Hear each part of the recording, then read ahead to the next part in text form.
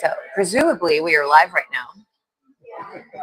Let's presume that. Right. Hello, everyone. We're going to give it a few seconds just to make sure this pops up as a notification on your browser. If you are seeing us live, feel free to comment. We'll be able to see your comments live on camera. Hopefully, you can hear us nice and clear. If you do chime in, please let us know if you can't hear us. So I'm just going to hang out here for a minute. So we were running a little bit late this morning because we, of course, had to have our coffee before we have cheers, before we have our beautiful. I know. So I'm just going to go for it, and we're going to hope that you guys tune in here as we go. But welcome to the very first episode of Brewed For Business, the traveling marketing podcast, where we're just going to go and pour into different business owners locally and find out who they are, what they've done, what makes them happy, what got them into what they're doing, and all of those things. So I'm so excited because my first guest is the fabulous Ron Helman. I met Ron, has it been a year? A little over a year. A little over a year. I met him through an existing client of mine. She connected us, and I found out he was playing. Let me rewind. Ron Helman is a fabulous jazz musician. And when I found this out, I had to hear him live. So I brought my family down to where he was performing, and we immediately hit it off when I saw him in person, and he is absolutely phenomenal musician. And so we've just kind of been working on different things and getting to know each other and built a friendship since then. And I'm so excited to have him as my first guest because our conversations, we should have been recording them from the beginning. We've always had fabulous conversations about life. Always. I think since the beginning. Always. Yes. Yeah. Yes. We always talk about everything, right? Life, business, energy, people, the world, everything and anything we have basically covered, I think. And mostly over fabulous meals.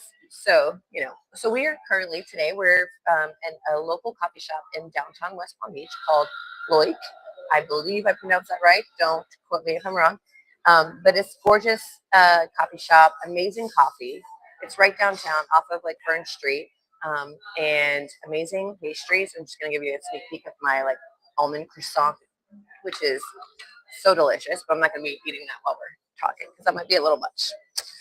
So we are here, and I don't see any comments yet, but please, if you are seeing this live, I see we've got one viewer here. Someone's locking in. So if you are watching this, please just give me a comment. Let us know if the sound is okay, if you can see us. Let's see here. I don't know what that did, if that shows comments or didn't. We're testing here. Well, it's the first one. Exactly. This is the birth. This is birthing. The head is popped out and here we go. Whether we're prepared or not. Exactly. Well, jazz is that way. I mean, you have a certain amount of preparation, but then you have to let that go. Right. And just find what's within to express. Right. That's all that happens. Yeah.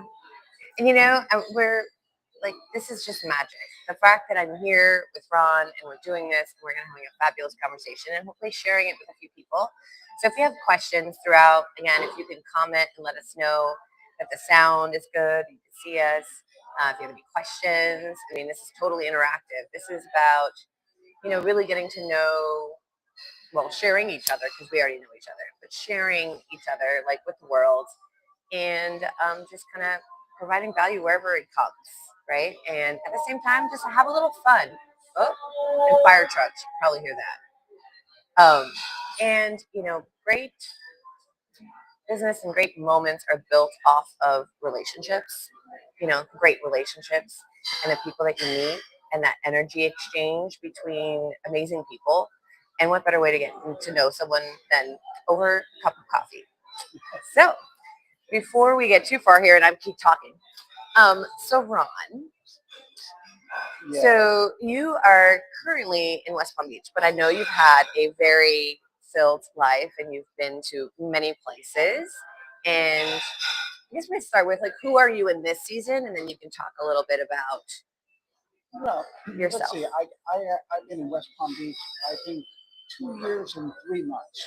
I'm counting, actually. It sort of gives me some measurement, and I like measurements, to be honest with you, with a variety of things that I engage with. But I moved here from Savannah, Georgia. I'm Love originally from Savannah. New Jersey, sort of a farm boy from Central Jersey and the Jersey Shore before it became the Jersey Shore. This actually is a New Jersey accent, just in case you're unclear about that. But I was excited to move here. I knew virtually one person, and I just moved anyway, and I just plopped myself right here into West Palm Beach with certain intentions about exploring my gifts that I've worked very hard on. I mean, music is certainly one of them. I do restorative therapy, and I'm also a painter and artist. And I'm currently doing all three of those things all the time. Yeah. And that's sort of how I'm operating from a work point of view. I love that. Now, when you moved down here, you said you knew one person. I did. Was that scary, exciting? Well, you get to when you're my age and you get to a certain point, in some regard, you can possibly be less fearful. I didn't have a lot of fear around this. I had just enough to get started. I didn't have enough to retire and have this life and do what some of the people do around here. So I knew I bought a little time to get engaged with you. Julia also she did develop a magnificent website for me. I mean, it's really stellar. And I've done this since the beginning of websites. I'm that guy. But I'm never fearless. I always have some aspect of anxiety about something, but that's mostly in my mind.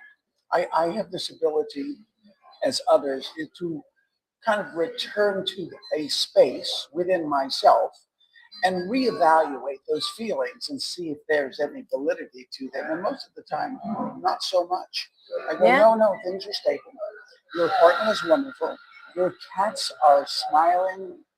Your work is going well. Pearl and Opal, by the way. That's right. Gorgeous cats. Yes, absolutely.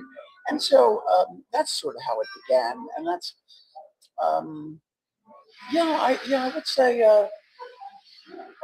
go for it. Yeah. I mean, 3 years, 2 months later, obviously it worked out. Yes. Yes. And here we are with this beautiful foliage behind me. I know. And this foliage is actually literally on my balcony. Oh, perfect. Yeah. Oh, yes. I remember that. Yeah. So, Ron mentioned website, which we won't get too much into, but the process was fabulous. The amount of times we met for dinner to like discuss the process, the amount of times that he cooked dinner while we were discussing like final edits and things like that, like looking from his patio at this foliage.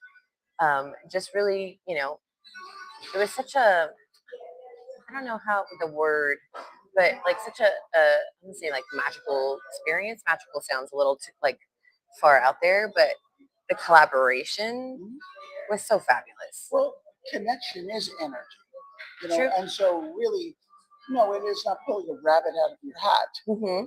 But there is something in relationships, and most people feel those things, and you would want to have a community around you where you have those sensations, and you'd want your work environment to be that.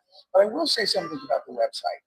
Besides the beautiful skill and the way this was all managed, a lot of times, sort of with TikTok and different moving parts that are moving forward in getting to have the world see who you are and get to know you. I think one of the things that I know I achieved in my website is that I got to know myself. I had gone through various stages of life and various careers, and when you have a refresh and an update and a voice that is public in any form that you do your work, then you sort of know who you are and where you stand. And that is really essential if you're going to move your life and your sort of pursuits and your business forward. Because when you get that, well, what do you do? You Oh know, my gosh, good what do question. you do? Well, you have some clarity around that. Well, this is exactly what I do. This is what I'm doing today. And I love doing this. And there may be a relationship there between you and I because you may love exactly what I do because I know I do. I'm Mhm. real clear on that. So we may want to be in a relationship. And I do find some people get a little thrown off. Some people, sometimes I say, well, the reason you're actually paying me is to be in a relationship with me. Now, I know that sounds funny and it has sort of a slant of someone having a large ego, but the reality is it is a relationship. And Mm. the relationship goes in a certain way. And in this case, with this gal on my side, I've been able to explore a number of things and know more about myself. And the relationship is there. How many times did I call you Rumi? Yeah, Just be like, I'm yeah, coming over for dinner. yeah, yeah. It's true. um, but you know, it's a really good point. There's a lot of amazing people, you know, that we've both met, especially locally, all over the world, right? Different experiences, and really being clear about who you are and what you bring to the world, like how you show up. It is hard to shape the words around that and to really have that clarity of like you're saying, like to be able to look at your website and be like, yes, this is who I am, this is what I do, and explained in a much better way than, you know, the 30-second elevator sales Well, pitch we that also people. have a world. I mean, to live on this blue dot that floats around in the universe, we have a world right from the beginning that is defining who you are. You have no choice. All of a sudden, you're brought into a church, so that is your religion. You have a skin tone that has a name. You will then be in a community with like-minded people or not. Were you born into poverty? Were you born into great wealth? All these things will inform you pretty much in the first 24 hours of your life. And then you begin to believe through the years about that this is your identity. But if you can pause for a moment, or at least have one good bottom, Mhm. you can reevaluate and curate and make some decisions about yourself on who you are, and then pursue the truth versus sort of what has been laid upon you. Because almost every single thing has been made up outside of science and mathematics. You know, you go, well, what kind of ring would you give a woman for, an engagement ring? Well, you're taught that it's a diamond and it goes on that finger, Mhm. and it just goes. Every single thing is is made up. I was like, yeah, it's kind of borrowed, Yeah, you know, borrowed knowledge. yeah. Yeah. So And we shape it into how we want to shape it, you that's know. right. And so that I think that matters. Mm. The language I do use is I curate my Mm. my mind every single day. I set the tone, and I make sure that I'm challenging my beliefs and my point of view. Yeah. I make sure that I do the research, and I don't mean just on Facebook. I'm talking about science and math and history and all of these things and really great minds and great voices of the past philosophers.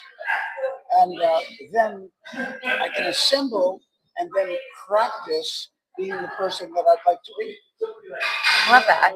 And it is constantly evolving. Yeah. Like it's not set in stone. No. You don't have to be one way because that's what you decided, that's what society decided for you, you know, along these lines. You're free to test and check and try and decide what works and what doesn't work. Right? Well, a lot of, let's use a lawyer for example. Your great grandfather was a lawyer, then your grandfather was a lawyer, and your father's a lawyer, and it looks like you're going to be a lawyer. You're going to go to Harvard because all of those family members went, and you sort of go in and they pay some money, and all of a sudden you're in law, and you go, "What am I doing here? Yeah. This is not my identity. This is not really who I am." And people hold on to those things for a lifetime, and they're miserable. Right. I mean, never do a job. I mean, what I've said to myself and others, if you won't do it for free, you probably shouldn't be doing it. That's so true. You know, I would do all of the things that I do absolutely for free, but you know, the bill's got to get coffee paid. does. It costs a little money in the little red cup. Right. This is like the bill's got to get paid somehow. Yeah. We figure out how to do that part for free, then we get to do what we love to do. Well, and also, I mean, it's been done with financial advisors. How much money do you need to live on it in a year and build in that? If you could bring that number down and sort of say, well, I don't really need that. I don't need 5 subscriptions to TV apps and keep working that down. If you get a small number, you've also created a large choice. And the small number gives you the big choice. All of a sudden, if you feel to pay for things, you might still be an attorney, you know, in a job that you hate. Yeah. Because you now have certain standards as an attorney. Yes. And you see that a lot, right? Like so for those of you tuning in, Ron Helman, a musician, restorative coach, and artist. And he does a lot of work in Palm Beach area, Palm Beach Island. So speaking of this kind of like level of lifestyle versus happiness, right? Like really money doesn't do it. Well, there's been evidence over and over again.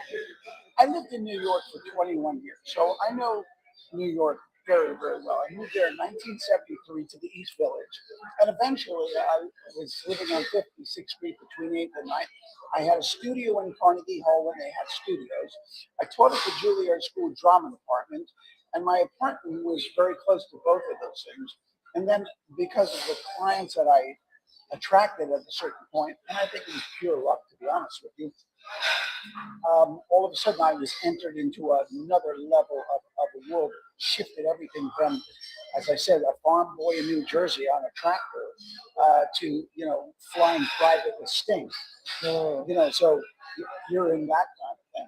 So now in Palm Beach, there are, I think this is true, and you can check me on this, I think there's more wealth on this strip of land. I think there might be 80 billionaires. Now, no one even talks about millionaires anymore, that they have $500 million. Wouldn't any of you like just $1 million? Oh my gosh, right? Not greedy, yeah, just a little. So there is that world, and I play in restaurants. I play concerts there, but I play in restaurants, one BJ and one Salute, and the richest people in the world are there. What I also see is sort of this, and it's sad, and I feel empathetic towards it, but especially in the women that have gotten older, they're certainly over 60, and what has gone into trying to stay youthful with plastic surgery, Botox, clothing, no body fat at all. I see such suffering in that, and I feel badly about it. Just to sort of be in the billionaires club and have a husband who's a billionaire. Yeah. But again, these are generalizations. Well, and then speaking of that too, that unhappiness, like in your restorative movement coaching, right? A lot of the people that you deal with are older and have kind of like suppressed all of these wants and needs and unhappiness, and it's all energy, right? So it tends to block, and they move less because things hurt more, and then they just kind of give up, right? So you've helped them. Well, I do. I think that I've never really. I had to sort of redefine the kind of work I was doing, because first I was a competitive gymnast, and I was that guy in competition, and floor exercise, and rings, and long horse vaulting, and all that. Then I moved to New York, and I became a modern dancer. So I was a modern dancer in the 70s in New York, moving my way into being at a sort of an exclusive exercise studio on 57th Street. That was a real flip around, where you saw, John Kennedy and Lee Rasenwall and Anthony Quinn, the actor, and Tony Bennett, and models, and that flipped everything around for me. It's not necessarily good, but it did flip it around.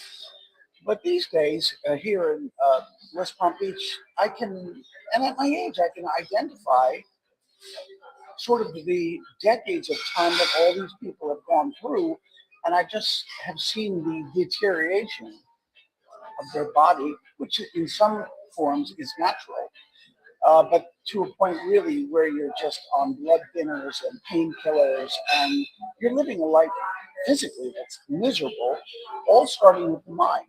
And so I work almost every session I do is at least 15 minutes of talking just to check in. I'm going to see the energy that I'm dealing with, and then sort of bring that down. Generally, the client could just have had an argument with their husband, and all of a sudden, that's what's showing at my door.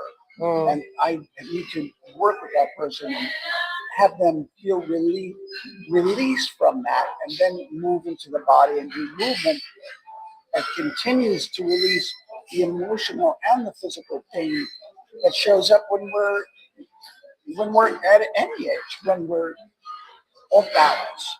And you bring back the balance, you lower the blood pressure, you lower the heart rate, and then you just open up the heart, and then you do the work. It's not complicated. Yeah, but you do have to create that space for them to, be prepared and be more receptive to what it is that you're. Well, they have to have a sense of who you are. As I said, I don't know. I'm not that trainer guy that you see in these stock shots, elbow on his knee, looking at somebody doing sit-ups. Right.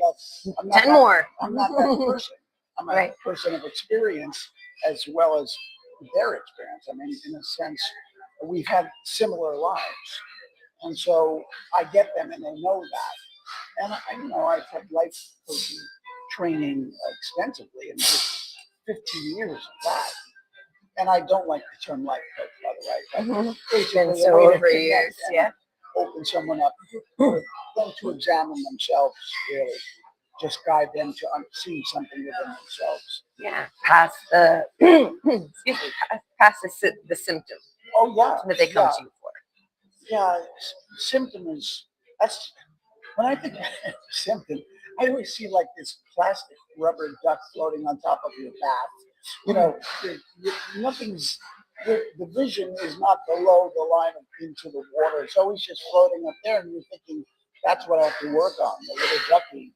When in fact, you pretty much have to get to the bottom and start at the source. Right. Yeah. No matter what, you don't get out of it. It's true. And the restorative movement that you do, right? It's a mixture of like stretches and yoga and just movement, like with body. Yeah, it's not really, full workout routine at the gym. And I'm not selling anything. I have nothing to sell. There's nothing to sell.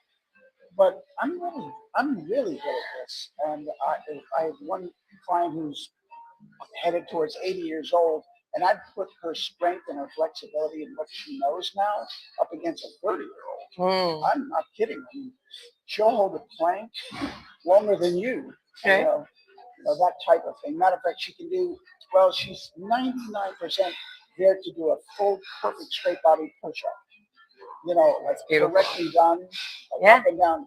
That in itself is an indicator of a tremendous amount of information about who she is and what she can do now. Right. No pain, no drugs, and I think she consistently says sort of the same thing on the way out. I feel like I'm on helium, but she's floating, and that's just what I want. And then you bring that to your world and your day, and then you'll greet people differently, and you'll feel about different things. And even when she goes home to her husband, even that becomes manageable. And there's like a light about her too now from the first moment that you met her. Oh yeah, yes. Yeah. It's like that clarity and the confidence of having that control over her own body now that you helped her achieve. Well,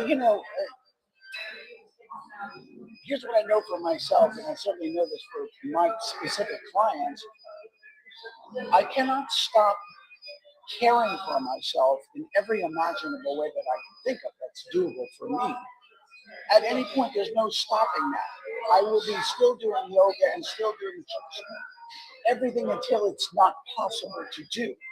And I don't see it that way. I tell my clients, there's a very good chance now that you're this far in, you can't get out. Mm-hmm. You know, if you sort of stop for a little bit, everything's going to return, and you're going to feel the pain. You're going to look for a pain drug, and this is what's happening. So You revert back. I said, we're all in this for life. I don't need very many clients, but with 5 clients for the rest of my life, while I can do this, and I am planning on doing it.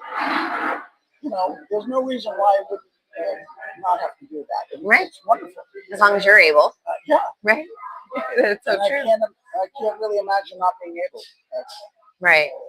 And so from the movement, then, obviously you have your music as well.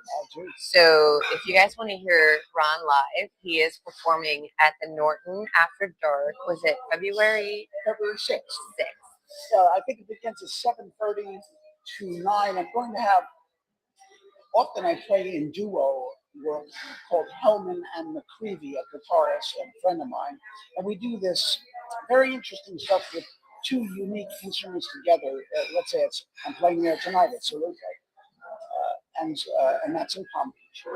But at the Norton, I have a quintet, which will have a pianist, electric bass player, and a drummer, and then James and I, guitar and keyboard. And so I'm wanting to make that a little more Latin-y and a little more Bernie and a little more like kind of high energy. But it'll also have beautiful ballads. And James and I wrote a song actually together. We're going to perform that song, which is very beautiful, Until We Know. Can't wait to hear it. Yeah, it's really a good song. Yeah. Yeah. I mean, it's not a complicated song, but the melody and the bridge of that song is so beautiful that I fantasize. I have connection to the Palm Beach Symphony, and the conductor is Jerry Schwartz, Gerard Schwartz, and he used to be my trumpet teacher when we were both in our 20s, and he's 80-something now. But you got a great connection now. Oh, yeah, but I just try to imagine like having an orchestra and a jazz combo and myself soloing in front of an orchestra. And that's partly what I do. Whether that comes to fruition, I can't know.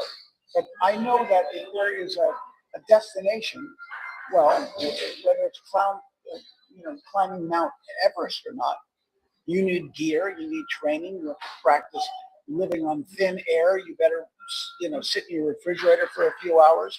There's a lot to do to get there, but there is a path, and others have done it before. I will not be the first player to play with an orchestra. So someone went from point A to point B. 100%. I don't have to invent anything, but I do have to manifest an energy and a pattern and a timing to the best of my ability. For example, I can call Jerry today and say I want to do this, but it's too soon. Right. It's not there. It's not there yet. But when it's there, then I'll plant that seed. And like a filmmaker, it still may take 2 more years, to get it out and actually happening.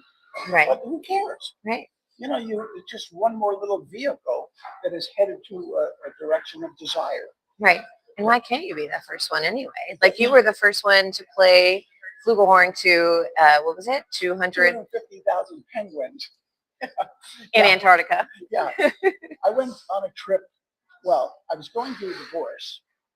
And all of those things are heartbreaking and terrible. And this is all true. I'm really telling you the truth. There's a video on his website, ronhelman.com.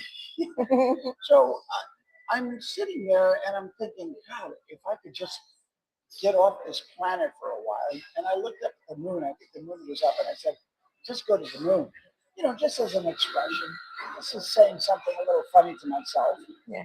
And all of a sudden, on my computer that evening, I had signed up with National Geographic to get newsletters, and Neil Armstrong was going to be on a cruise to Antarctica, and it was going to cost like $20,000. Now think about this. I'm not a $20,000 vacation kind of guy. So I looked at it, and I looked at like a credit card that had $25,000 credit line, and I lined it up, and I thought to myself, well, that's just like I forgot which car I used. It was some sort of $20,000 Ford Focus. I said it could be. I could get a Ford Focus, or I could meet Neil Armstrong and go to Antarctica with him. And I just In this pushed the expedition. button, and I said, "I'm going." I said, now that did take some courage, but it was so exciting when I pushed it. I was in. Mm-hmm. I was going, and as a result, they did discover I played the horn. And National Geographic wanted. I told them that I wanted to play for the penguins. I love animals, and I love penguins, and I love elephants, and I love all that. So they carted me up on the top of this sort of mountain edge where there were 250,000 penguins. Now I'm thinking myself, when I start to play, I'm on Georgia Island, actually, part of the islands of that area. And I was going to play Georgia on my mind, in which I did. And so what happened was I played my first couple of notes. They wanted to get a little sound, like we have here today. And I thought the sound would really ring out and travel from that. But it stayed like right in front of me. And so what it was so clever, National Geographic editors and those photographers and videographers. What they did is they taped me playing Georgia on my mind for the penguins. But what they did is, like, the penguins were really loud, and when I started to play, they turned the sound off for the penguins as though they stopped to listen. And then when I finished playing the song, they turned it back up, and they had some shots of them, just looking around as though they were giving me a standing ovation. It was an amazing video. Yeah. It was an amazing video. Well, now you just told like the magic behind the scenes. But it was so much fun and so clever. Yeah. And I did get to know. Here, I'll tell you one more Neil Armstrong story, because it's something I'll never forget. We finally, kind of what you do is you're on this amazing ship, and then you get in these Zodiac boats, and then you go right up into the land. So we were on the peninsula of Antarctica, and I happened to be in the boat with Neil and his wife. And so you step in a little bit of water, and then you're on the peninsula of Antarctica. And he's right in front of me, and I notice that everybody's following each other. And I notice that, like, I move a little bit off to the side, and I'm just, because it was his first time to Antarctica, and I'm looking at his boot steps as he's going, like, as though he was stepping on the moon.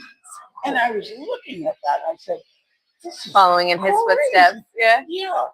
And so there's nothing magical about me and being able to do that. It's just that I just push. I'm doing it with really. It's going to take me a few years to pay that off. Right. And I did it anyway. And it was one of the best things I ever did in my life. That's amazing. Yeah. And that you have like video footage to like I do remember it and capture it. Like the entire expedition is on actually on his YouTube. So you'll see that through his website. Because I also played it. There was an amazing explorer, Ernest Shackleton, and the ship got caught. The story is amazing. You can see versions of that on streaming videos. But I was right next to Ernest Shackleton, and I think 100 years earlier, one of the survivors of that trip was a banjo player. He played Brahms' Lullaby on banjo, and they filmed me playing Brahms' Lullaby on my flugelhorn, and Neil Armstrong's like shoulder to shoulder with me, and I'm going, this is crazy. And it's only because I said yes. By the way, that word is a good word. Yes. Yes is a good word. And I had no idea any of that was going to happen. Right. And you never know. But that's the magic in those moments, right? That has helped shape who you are and your passions and the adventures that you've had, which is such an amazing, they're all amazing experiences. Yeah. And, counter to that, as high as they are, I've had exactly the same distance down. They're equal. And what's fascinating about reframing, curating your mind, reframing that, I really feel for sure at this time that the worst things in my life that ever happened, where I might have felt a victim or made a bad choice, and the highest moments being with Neil Armstrong, the first man on the moon, are exactly the same. They have the same value, and they still bring my life forward with equal value. And now, with enough good disasters, you start to feel like a badass. That should be a tattoo. I survived that. Or when t-shirt. I survived that, I completely ran out of money. There was one point in my 60s, right? This is not like 20 years old. I paid all my bills, and I took a screenshot of it. I had 4 cents to my entire name. 4 cents. That's all I had. Now, I was working, but so any of you think, I have to sing about money? I'm still here. I'm going to be playing in Palm Beach tonight, 4 cents. So don't give up. It's so true. It's so true. So where do you see your music taking you? Like what impact do you want it to make? Well, one thing about playing music is that, at least for me, the way I approach it, and I'm a jazz musician. I was a classical musician, but I'm a jazz musician today. I always find that whether people are talking or listening or like it or don't like it, none of those things really actually matter to me. A lot of people are there to entertain. I don't take the approach that I'm here to entertain you. The approach I take is that I am here to play the very best I can right this second and listen to my musical partner or band members and absolutely deliver the highest quality possible. If I think I've achieved that or have come close, I'm good, and I don't really care what anyone thinks from that point on. Right. But the people who value that same, there's a magic to live music. Yeah. And it's just the way that you resonate with the musician and the art and the creation that is happening in front of your eyes. Because I'm sure, like, no 2 nights or performances go the same. No. Right? There's always There's changes. no 2 anything to go the same. Right. If we did this next week, we'd be talking about different things. Who knows? We might be in a sauna doing it. Who knows? This girl's crazy, so anything can happen. But you're right. I think. Well, actually, I think a message that just occurred to me that I'd like to share is that a very long time ago, I realized there was nothing that I could be or do or say that would ever be the best in the world at anything. Like I was never going to be the best trumpet player, the best painter. Matter of fact, I was going to be thousands of miles away from the best of anything. The best personality, the best guy who tells jokes, the best lover, the best. It didn't really matter. All of a sudden, I just said, oh, okay, I got it. Now I'm just going to be the best I can. And the best you. And I compare myself to no one. But if you keep doing the few things that you would do for free, you just keep doing it, you do get better.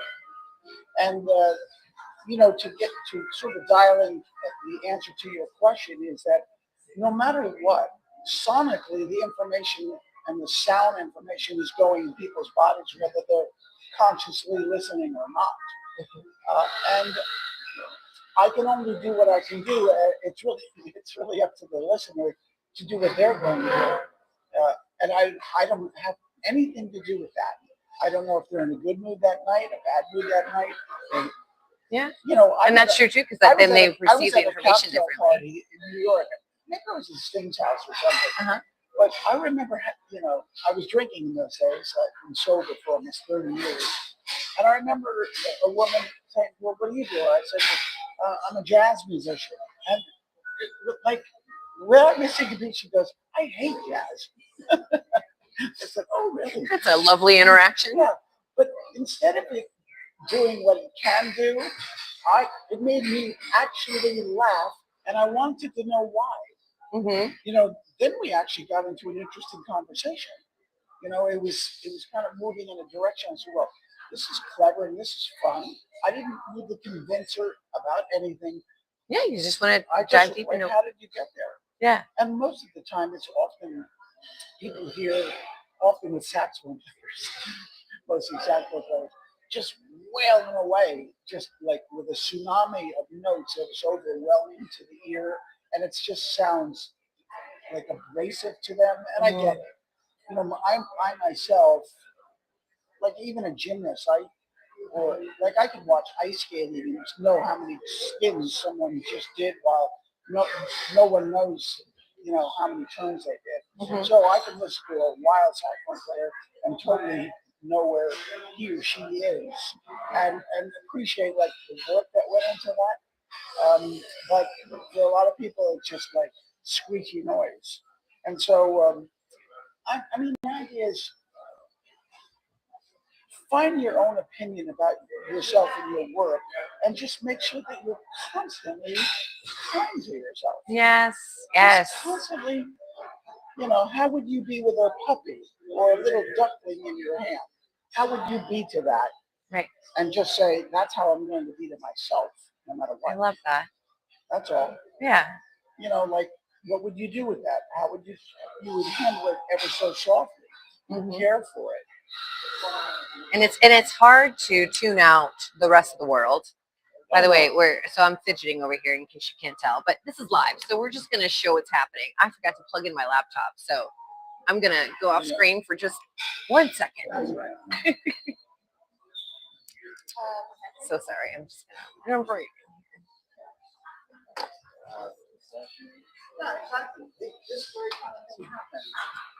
What happens in music all of a sudden?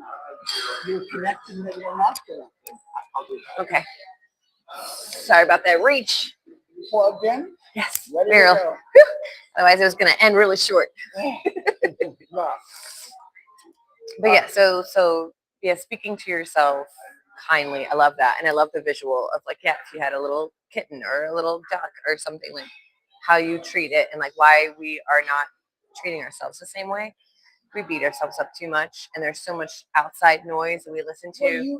Well, the language is we beat ourselves up, and it's actually not us.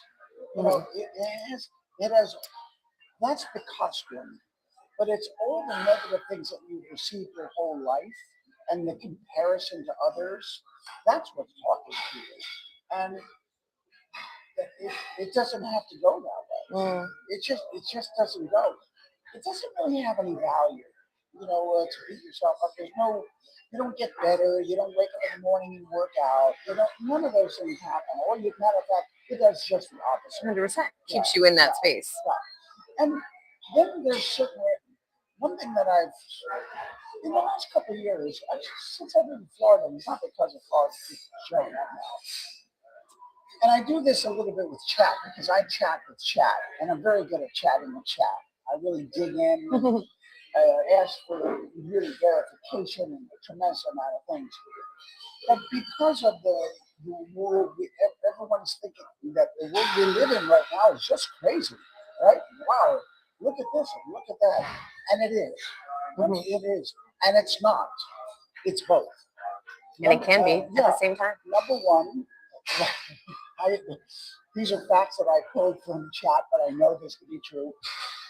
Men, the male species, primarily kills other men from the beginning. So every war, every abuse, whatever you can imagine, every TV show that you watch, every thriller that you watch, that has been going on. So when you see something horrible on television, and somebody who died, and one person killed another person, it's not new. No control over it. Always happening. Never not going to happen. So just adjust. You have to adjust, right? Also, men and women. Been going on. Men pushing down women in every imaginable, possible way. Of course, there's wonderful men that lift women.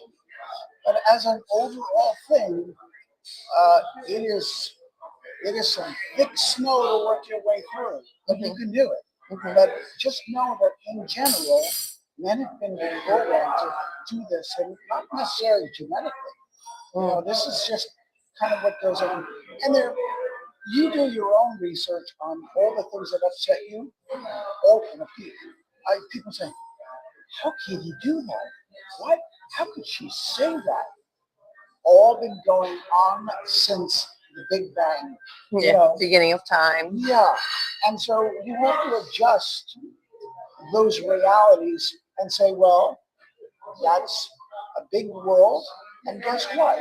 That's not the playground I'm going to play on. I'm going to be around loving people, smart people, and I'm going to make my own garden of people. I love that. Just garden of people. Just make the garden. Yeah. And just enjoy and do that. And yes, there'll be people that will want to infiltrate that, but I'm putting up the velvet rope like in New York in a club.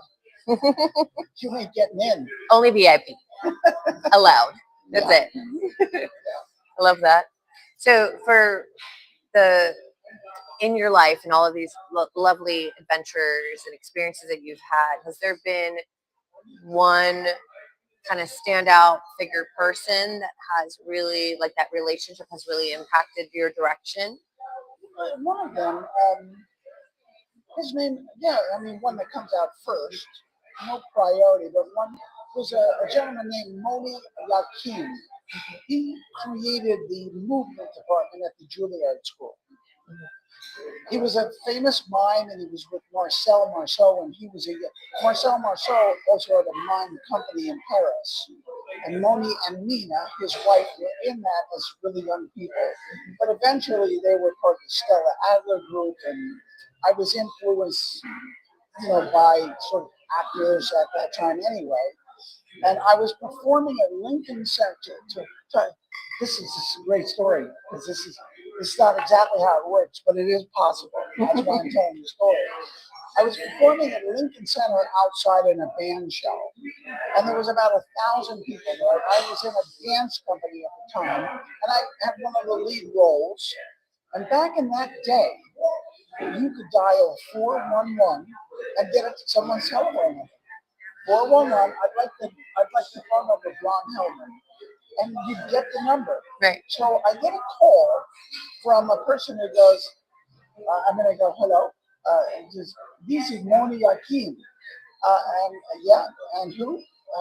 He says, can you teach what I saw you do? And I said, yes, like dance techniques, Martha Graham and some of the companies at that time. There's a technique in there, and the dance company practices that technique, and they choreograph around the techniques of that company. It was very acrobatic and pilates and moments oriented. And I said, yeah, it's a method. He says, I want you to teach at Juilliard at the drama department. And I all of a sudden, I think in a few days, I was on the faculty. No resume, no meeting someone at a cocktail party, none of that. He saw you perform and reached out. And so I was then, he wanted me, an inexperienced mime, to do his role in the mime company. So I was with him privately in his studio and was learning these roles, no speaking, white face, all that kind of stuff. And I learned the roles because I could move at the time. I was a dancer and a gymnast. And he coached me. But I remember I was about to go on stage, and I have a lot of energy now. When I was like 20, in my late 20s, he was insane, And so he'd look at me and he'd go, take you at a time. Take you at a time. He says, have them just look at the palm of your hand and bring the entire audience to one spot like that, And it was this. He showed me a little bit about a certain kind of presence where I had no words and no movement. I could be fully still with a spotlight on me and absolutely take a full audience and have them look at a spot. No words, no movement, except just this kinetic energy and my own focus on the spot. And I said, I mean, you can apply that any way you Absolutely. want. I'm just thinking, like, as you're saying that, like, Yeah. I can imagine that presence has come alive a lot in your live performances, right? Like, to be in that presence, like you're not paying attention to the chaos of the room or the conversations or the faces around you, but literally like just being in that moment and having everyone focus on the sound that you're producing, right? Same in the restorative movement, having that presence of like You giving know, that space, and in art. it's talked about a lot, and it's not an easy thing to hold on to. You can be in it and then lose it, like meditation. You can be in that space of meditation, then all of a sudden you're in thought, and you go, "Oh, I'm thinking. I need to get back over here." But there is something, especially for us fearful people. I can be fearful. I can be afraid. Plenty of times, all the times now. You know, in this life now. But if I get to the moment and I just do an inventory, how are you right now? And I realize I'm not in the skin of billions of people who are suffering this moment, whether they have brown water to drink in Africa or they're being scooped up and shipped out to a prison. That's not what's happening with me right now. You know, not judging it, just that's not happening to me. How are your cats? Cats are just puppy. They are fed. There's a fountain on. Oh, and you're going back to your apartment that overlooks the ocean. Is your car working? Yes, it is. And oh yeah, you're gonna have some salmon tonight. That's in your refrigerator. You make a little rice, and you go on with a little bit of simple inventory, and you realize in the moment everything's perfectly fine. Yeah. And just can you stay all of that way until you go to bed? And I was visualizing as you were explaining that, like almost like a detachment of like a string, like, okay, yes, this is going on, but this doesn't apply to me right now. Like, you know, kind of releasing the balloon, but don't release the balloon. That's not good. Yeah. But yeah, like just like slowly detaching from others and just kind of like focusing your thoughts and your presence in that moment of like, this is my world. This is what is good right now. This is what I'm surrounded by. You know, these are the things that I can control, you know, and kind of just allowing yourself to just be and really enjoy it. And the thing is, guess what? Everybody who will possibly listen to this, no matter who you are, you could be 5 years old, and you could be 105, right? Yeah. You've already had hundreds of disasters, hundreds of them. Mm-hmm. Somebody said, "I'm never staying married to you." Someone says, "You have no more money left." Someone says, "Your foot is in the quicksand." It doesn't matter what it is. You got out of it, and you took a shower and got the mud off your foot, and you're getting up and having coffee tomorrow morning. Right. So you still survived everything. So, you know, unless it, of course, is catastrophic, chances are, the odds are, it's going to be okay tomorrow, even though it looks disastrous. And if the disaster comes, let it come. Yeah. You know, it's kind of I will say, it's kind of a fuck it moment. It really is. Fuck it. Okay. Yeah. This is, at least you know where you are. Mm-hmm. And then that's a launching pad. Mm-hmm. Where are you? Well, you're without. So you didn't get what you wanted. You're without it. It's not there. So you have a clean launching pad. You get back in your plane and start flying. Yeah, 100%. And I love this. This is one of the things that one of the many things that I love about you is the positive light. That like no matter what, like we are here, we're in this moment. You know, this energy exchange and all of that, and here right now, you know, it's all good. It's all good. Well, it is. It's also this. It's whatever it is. That's what it is. Yeah. But you do have to check on how you see what it is. Right. Is your perception skewed in the view of what is? And that's really where the examination is. Is it that bad? Is it that good? You know, is even that good? Is it that good? Oh, you're making it to be good. Let's say it's a new relationship. Oh, you're in this new relationship, and ooh. Is it? Was there one thing that this person said to you that was a little weird that you're going to ignore? Is it? It's just, in a way, it's kind of fun. Right. I mean, the mystery can be fun if you decide that you want to find that Easter egg. Yes. You're gonna be the one who finds it.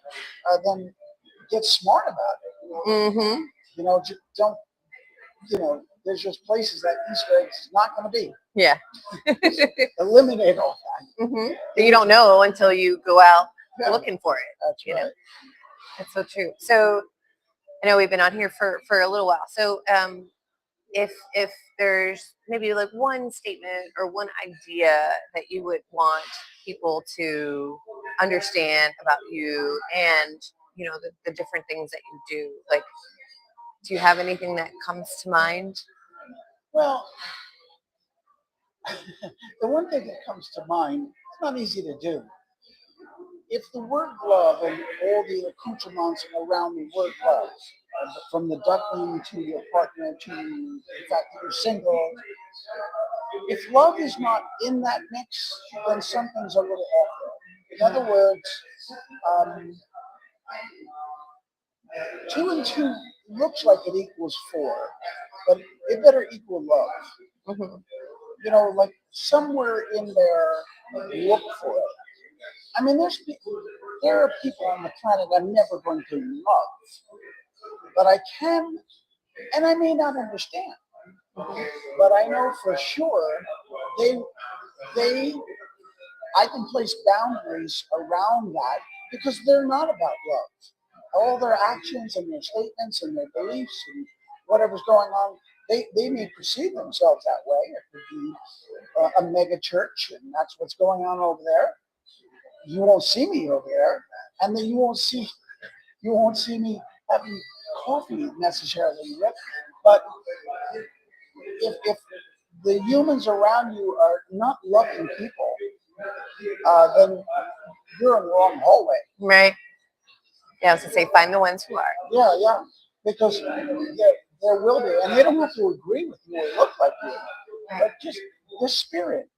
The spirit needs to be there, and you'll hear it in a few minutes if you're listening. So true. And looking and feeling. And the more vigilant you are, then you start to sense that with the energy exchange as well. Sometimes even before someone speaks. Absolutely. And if they're in that ability to look at. I mean, we read, and you would not believe how fast some evaluation happens to a total stranger. Right. But just put that to the side because you absolutely don't know. I mean, you can look at a person who looks homeless, and their artwork is in MoMA. Mm-hmm. And they're doing a retrospective. I was thinking about this the other day. I was telling my friend James, because I lived in New York. I saw a high definition opera live at the Met last night.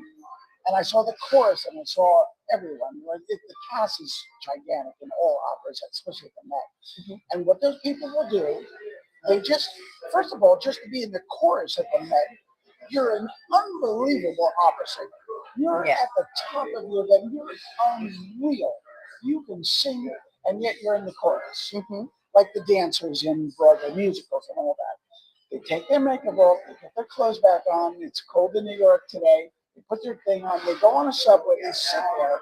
They just were on the stage at the Met, and not a person knows it. Right.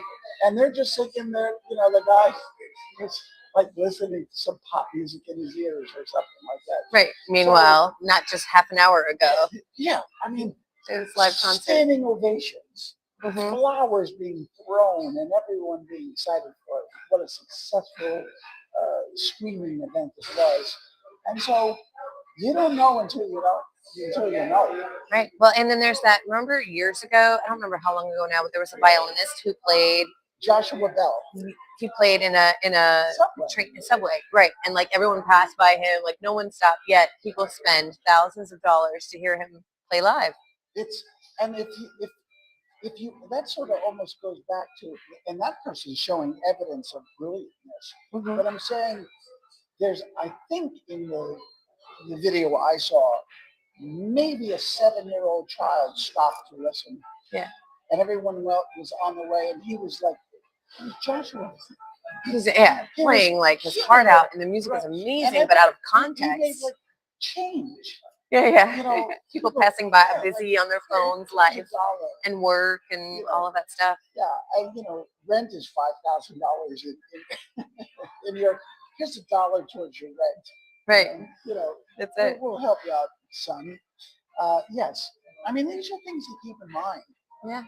And I don't know. You're only here for a certain amount of time. Some of you may have all kinds of beliefs. My belief is, pretty much when the last breath comes out in the last beat, I'm good. That's You've done the things and said the things and tried the things that you've wanted to. Yeah. How do you share about, like, how do you meet new potential like clients or connections for like the music world? Like how does that work for you now? Like how do you get people to know who you are? There's a few ways. I think earlier you asked me a certain question musically that I did not answer. Currently, it starts like this. I want to go to Paris this summer. Okay, I want to go to Paris. Well, I'd like to play in Paris. Okay. Chat. Give me the top 10 jazz clubs in Paris. And then I'm watching Instagram and I see all these cooler clubs that more my level to play. What are the hotels near there? I keep going and going and going. And then I met someone randomly by accident who's the ambassador of a champagne company. I happen to know and played at a restaurant in Savannah, Georgia called The Gray. Mm-hmm. I know that team opened up a restaurant in Paris. Mm-hmm. After this call, I'm going to call that person because they said call after January 15th. Right. And we'll talk right about there. what you're doing there. I'm trying to get an ambassador of a woman I met at a symphony table to sponsor the duo to go over because we're not going to get paid that. They're not going to pay us to fly and stay over to do a little, 100-seat club with young Parisians. Mm-hmm. So I'm putting all those things together, and it may happen or may not. And if I have to, I'm going anyway, and I'm playing on the streets. Love it. Get yourself out there. Yeah. So, but that's beautiful though, because you mentioned like you met this person randomly. You do go to a lot of events. Yeah. And not just networking events, right? So you go to like the Four Arts, you go to the museum events, you go to all types of events where you're meeting fabulous people. This is very good. I know there's networking events. I'm sort of not a networking kind of guy that way. Let's go to the networking event. I go out just to everywhere. I go to things that interest me. Like I go to the symphony, I go to the opera, I go to the Four Arts, I go to cool restaurants. Because I feel so grateful and so alive in gratitude, I start talking to people. Mm-hmm. And I don't ask them what they can do for me. Mm-hmm. There's nothing to do with that. I don't need to tell them what I do. I just start talking. And all of a sudden, in the development of people being curious about each other, you start to share a little bit about your life. But it's really, I think if you're in the networking events, including, I'm not slighting the Palm Beach Chamber, but I realized that was just one large infomercial. Mm-hmm. Everybody has their hand out. Put something in my hand. Right. That's what they want. I go like that. I have something in my hand. I have it. I'll give that to you. It's free. Mm-hmm. You see, it's a completely different way to be in the world. Almost like transactional. Yeah. Yeah. And so if there's something that should transpire because you're loving your time together in the conversation, remember love? You're just enjoying yourself. I love this person, fascinating. And all of a sudden,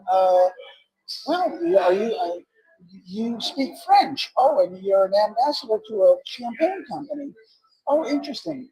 And you want restaurants to buy the champagne and all that.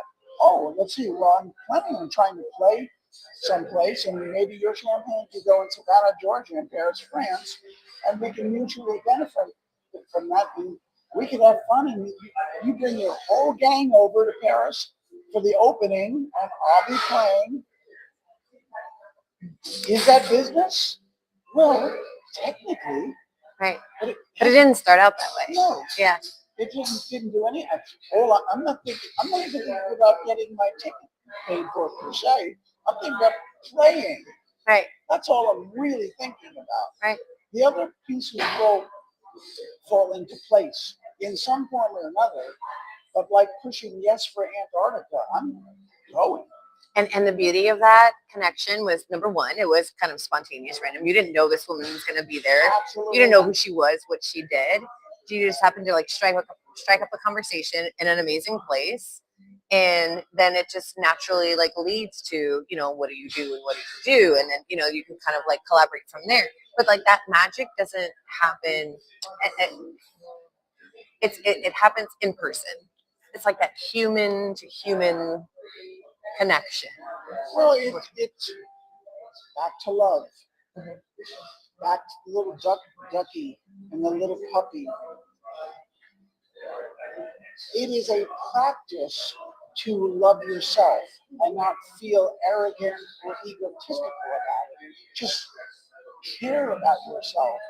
And that caring and that loving literally brings light to you. You take that light and place it in that room in front of those people, and you don't have to walk to them, they walk over to you. That lighthouse energy. You Yeah, just like, and it's not egotistical, draw. but you're just going, let's see, my cats are fed, you get back to that. I have an apartment with a view. How did I get that? My car started today? Unbelievable. Right. And again, It's gratitude. yeah, but it's, if you take it seriously, Mm-hmm. I mean, I said this to a young man in the elevator. I don't know if I told you this. The elevator wasn't going fast enough for him. And I said, I spoke for myself. I don't know about you, but every single thing that existed, humans made on the planet, from metal to electric to the light bulb to the car you get into to the refrigerator, I had nothing to do with it. Mm-hmm. I invented nothing. I created nothing, and I don't know how to make a light bulb, or Right. I don't know how to make anything, really. And so when I wake up, everything has been done by somebody else. Someone made the building that I'm in. Someone made the mattress that I'm sleeping on. Someone made food in salmon for my cats. I didn't catch a salmon. I didn't go out and catch a salmon. Are you crazy? So how do you? That would be a whole other How skill. do you not wake up in the morning and just go, this is all here for me? And the elevator's too slow? Right. You know, so Things that don't matter. if you feel that way, if you can get that, you will be love and light. And I don't mean in a crystal ball kind of way. You just will be. And Jesus, for the amount of time you get to spend on a planet, don't waste any more time with that. Get on the path. And I know you think I'm positive. I get all that. I go home and I'm kind of still and quiet. The light is not necessarily on. Mm-hmm. I'm just, making a sandwich and taking the garbage out and bending over and petting my cat. I'm just sort of in neutral, if anything. And then I'm concerned about what I'm going to play tonight. And they like me to play very softly in the beginning set, and I want to deal with that. I still have concerns and things not working, and I could use some more money. Mm-hmm. All of that, but you were not going to be a bright light there. But when I go to that job tonight, I'm going to be very, very grateful. I'm playing in that beautiful restaurant. I'm also going to eat an incredible pasta after that gig, and I'm going to drive home, and my cats are going to run to the door to greet me. That works pretty well. Yeah. Yeah, it's definitely a good outlook. But look at that. So I know we've been going on, and we can talk for days and hours. But we are going to kind of wrap this up at this end. If you want to hear Ron live tonight at Salute, Palm Beach. Palm Beach, and what time is that? Let's see, 6 to 9. 6 to 9. So go have a meal, enjoy his amazing music.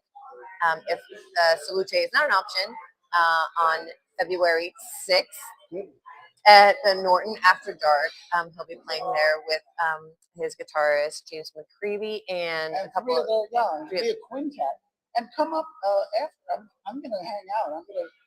Not that there'll be thousands of people coming to rush. Who's Ron Helman? You never know. But if you happen to see this, hey, I saw a podcast with this guy. Definitely go up and say hello, for Yeah. sure. And so if you're interested in having him play at any of your events, or if you have a cool venue you'd like him to play to, you can check out his content, information, some videos, all on his website at ronhelman.com. So RONHELMAN.com. I will put that in the comments after this so that you can go ahead and check out the website. And if you come up with any questions, like I know this was our first episode. So if you're seeing this on the replay, go ahead and type replay in the comments so that we know like when you kind of tuned in. But also if you have any questions for Ron, definitely type them into the comments and I'll make sure that I get those questions to him and get them answered. Or you can go to his website and reach out to him directly. That's possible too. We're talking iris, a beautiful flower, like these beautiful branches. Really, if you're looking for a real connection, someone really present who does really good work in many, many capacities. You'll have a joyful time, but you will find success with her work. The work is very good. Well, thank you for that. This was not a plug, but I will pay him after. No. Thank you so much for joining us for the first Brewed for Business Traveling Marketing Podcast episode. And we are so excited to have you here. And hopefully you'll tune in with us next Friday. Hope you guys have a fantastic day.